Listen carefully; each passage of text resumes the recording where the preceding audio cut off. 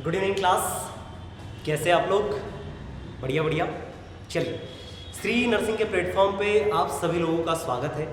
और आज मैं आपके लिए लेकर आया हूँ कुछ नई इन्फॉर्मेशन, क्योंकि आप सभी जानते हो कि 12th के बाद में एक प्यारा सा एग्ज़ाम होता है जिसको आप जानते हो जीएनएसटी और पीएनएसटी के नाम से। ये सर नो क्या होता है? जीएनएसटी और पीएनएसटी के नाम से जानते हैं, जिसमें अगर बात करें किसकी, जीएनएसटी और पीएनएसटी, जीएनएसटी एंड पीएनएसटी। जीएनएसटी की अगर मैं बात करूं तो जीएनएसटी क्या होता है? General nursing test. And PNST क्या होता है? Pre nursing test. अब ये दोनों कब होते हैं? जब आप 12th में होते हो। यस और नो?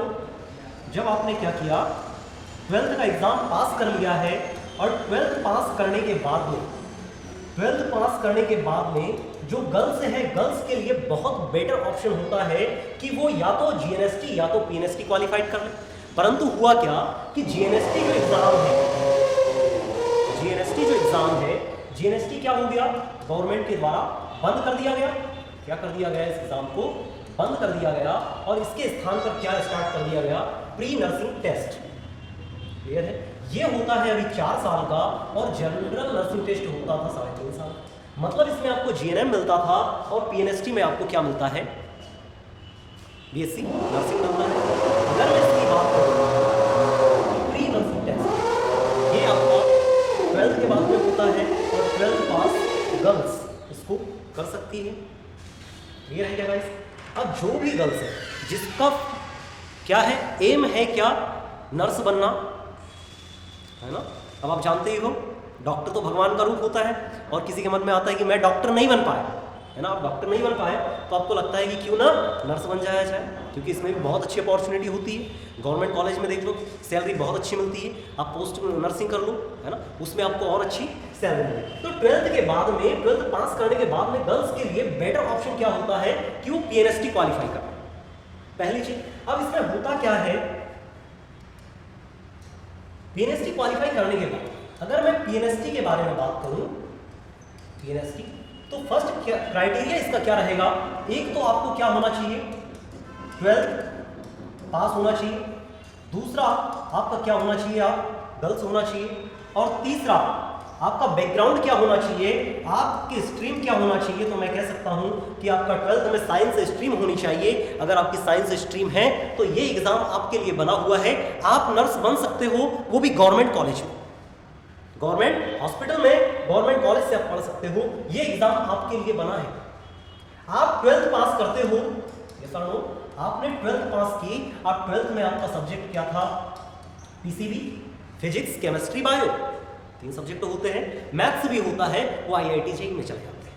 मैथ्स बैकग्राउंड में आता है। मैं बात करूं कि आपने फिजिक्स, केमिस्ट्री, बायो पढ़ा। अब आप इतना तो पढ़ करके आए होंगे कि आपका बेसिक क्लियर है, बेसिक्स आपका क्लियर होगा, कुछ 9th 10th में क्लियर हो जाता है, और थोड़ा जो बचा हुआ रहता है वो हम 11th और 12th में कवर कर देते हैं। क्लियर है क्या गाइस? कि फिजिक्स, केमिस्ट्री, बायो को हम पढ़ते हैं, और इसमें आता भी क्या है, जो हम जनरल पढ़ते हैं बहुत लो लेवल का आता है। मतलब मैं कहूँ कि पीएनएसटी में आपको फिजिक्स पढ़ना है, केमिस्ट्री पढ़ना है, बायो पढ़ना है। और आप 12th पास करने के बाद में सडनली जाकर के आपने 12th में हो, आपने फॉर्म भरा, और फॉर्म भरने के बाद में आपने एग्जाम दिया, है ना। अभी एग्जाम का पैटर्न पे बाद में आऊंगा, पहले समझ लो, है ना, कि एग्जाम आपने दिया। आप एग्जाम में जाकर के देखते हो, पेपर में देखा कि 150 नंबर का पेपर है, और 150 नंबर के पेपर में आप गए, आपने कुछ नहीं पता, आपको न एग्जाम के बारे में पता है कितने क्वेश्चंस आने वाले हैं, कौन कौन से टॉपिक से कितने क्वेश्चन रहेंगे। आप गए, फ्री माइंड है बिल्कुल, और एग्जाम में गए, और आप 50 से लेकर के 70 नंबर लेकर के आ गए। कितने नंबर आ गए आपके? 50 से लेकर के 70 नंबर लेकर के आ गए।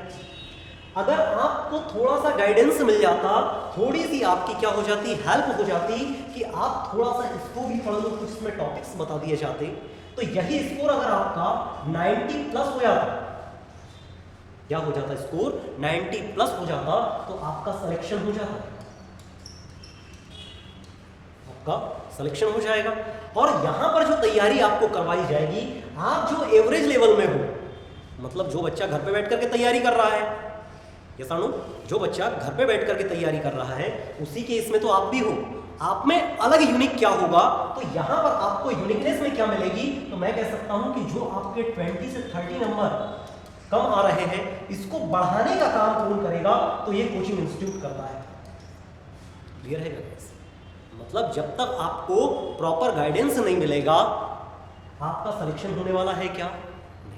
पढ़ना क्या है, इससे ज्यादा इंपॉर्टेंट ये होता है कि आपको छोड़ना कितना है। Clear guys? तो ये 12th के बाद में एग्जाम, और आपको मेहनत करवाई जाएगी यहाँ पर कि आपको पढ़ना कितना है और कितने नंबर से आपका सिलेक्शन हो सकता है। क्लियर? अब हम बात करते हैं एग्जाम के पैटर्न की, कि एग्जाम का पैटर्न क्या होगा। एग्जाम पैटर्न की अगर मैं बात करूं, एग्जाम पैटर्न की, किस एग्जाम में आता क्या क्या है, मैंने तो बता दिया सर कि 12th के बाद में होता है। आपने फिजिक्स पढ़ी, केमिस्ट्री पढ़ी, बायो पढ़ी, यस और नो? तो मैं कहूं कि इसमें टोटल नंबर ऑफ क्वेश्चंस जो होंगे, टोटल नंबर ऑफ क्वेश्चंस जो होंगे वो कितने होने वाले हैं, वो 150 होने वाले हैं। ईच क्वेश्चन कितने नंबर का रहेगा, 1 मार्क का, 1 मार्क का रहेगा। ईच क्वेश्चन 1 मार्क का होने वाला है। इसके बाद में बात करें, इसमें दूसरे नंबर की अगर मैं बात करूं, नो निगेटिव मार्किंग।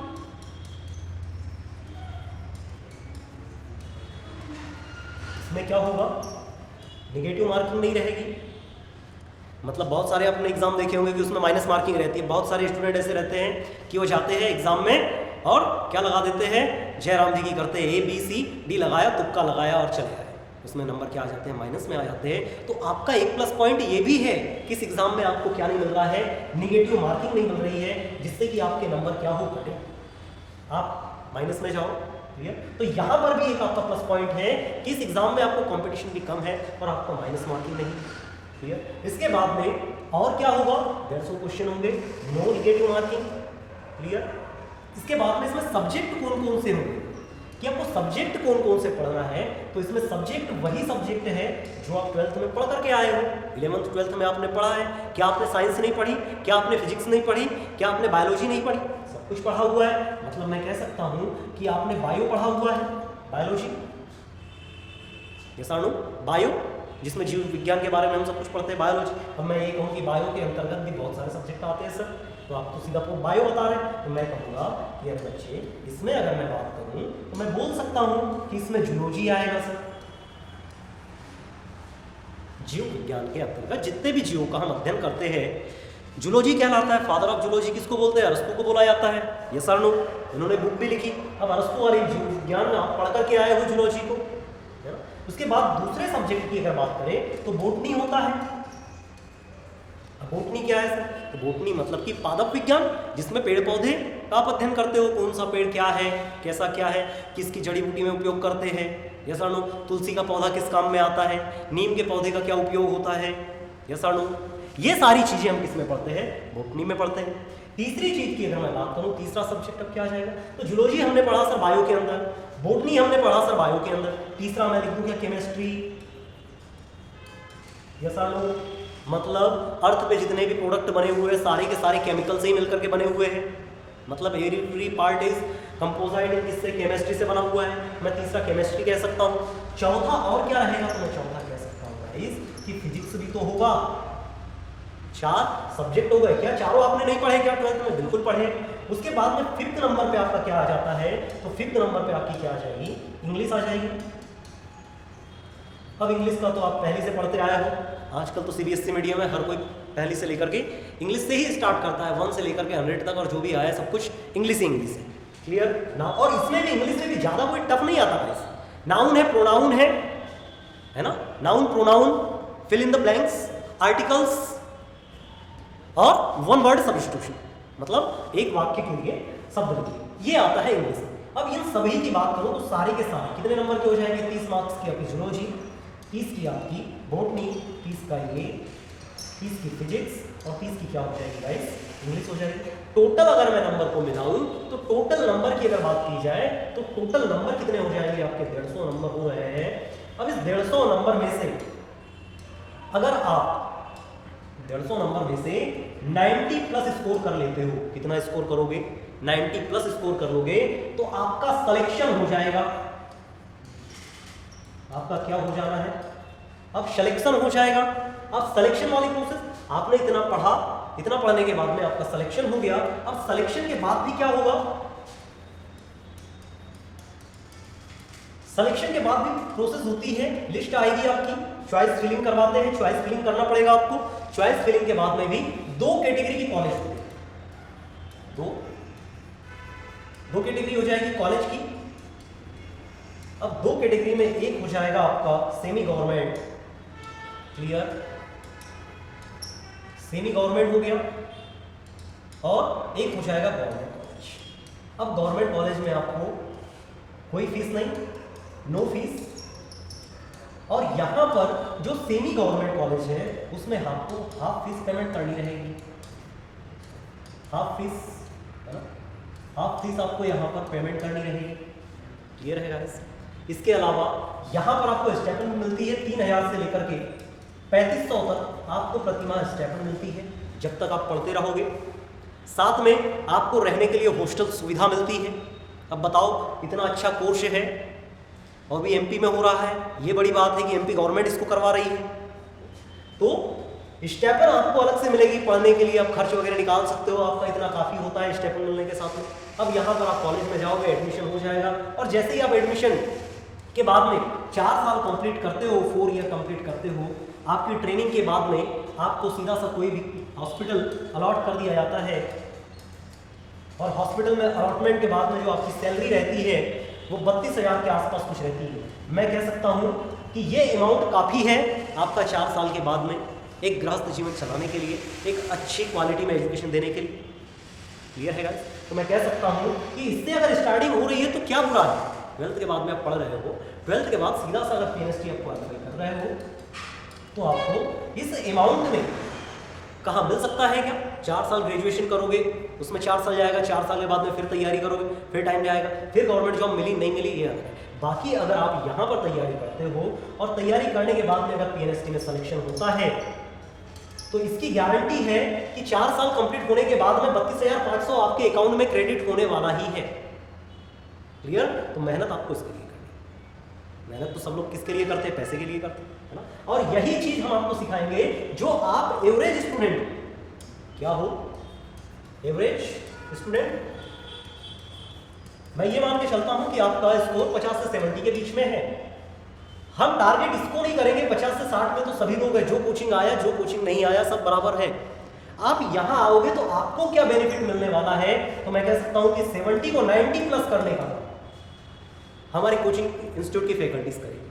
आपका माइनस पॉइंट कौन सा है, इसको कवर अप करने का काम हमारा कोचिंग इंस्टीट्यूट करेगा। आप कौन से सब्जेक्ट में वीक हो, इसको कवर अप करने का काम हमारा इंस्टीट्यूट करेगा। तो ये सब चीज को कंप्लीट करने के लिए आप हमारे नंबर पे कांटेक्ट कर सकते हैं, नंबर आपको दिया हुआ है। और भी अगर आपको कुछ जानकारी PhD के संबंध में अगर कुछ चाहिए तो भी आप संपर्क कर सकते हैं। हमारा ऑफलाइन सेंटर भी है, हमारा ऑनलाइन सेंटर भी है, ऑनलाइन ऑफलाइन दोनों में क्लासेस अवेलेबल है। आप जैसे सुटेबल हो कि आपको ऑफलाइन पढ़ना है, ऑनलाइन पढ़ना है, बस डिपेंड ये करता है कि आप सब्जेक्ट सेलेक्ट क्या कर रहे हो, क्लियर है गाइस। तो आप आ सकते हैं श्री नर्सिंग एकेडमी के प्लेटफॉर्म पे। ऐसे नहीं, खुद में एक ब्रांड है ना। हर साल सिलेक्शन दिए जाते हैं यहाँ से, और फैकल्टी भी आपको टॉप मोस्ट मिलेगी। आपके हर वीक पॉइंट पे यहाँ पर क्या किया जाएगा, काम किया जाएगा। वीकली टेस्ट प्रोवाइड किए जाएंगे, टेस्ट के साथ में टेस्ट सीरीज होगी आपकी, कहाँ पर कमजोर पॉइंट है आपका वो क्लियर किया जाएगा। तो गाइस, अगर आपको लगता है कि आप 12th पास कर चुके हो और ये पोस्ट आपके लिए बनी है तो जरूर आइएगा और एक बार ट्राई कीजिएगा। जय हिंद, जय भारत।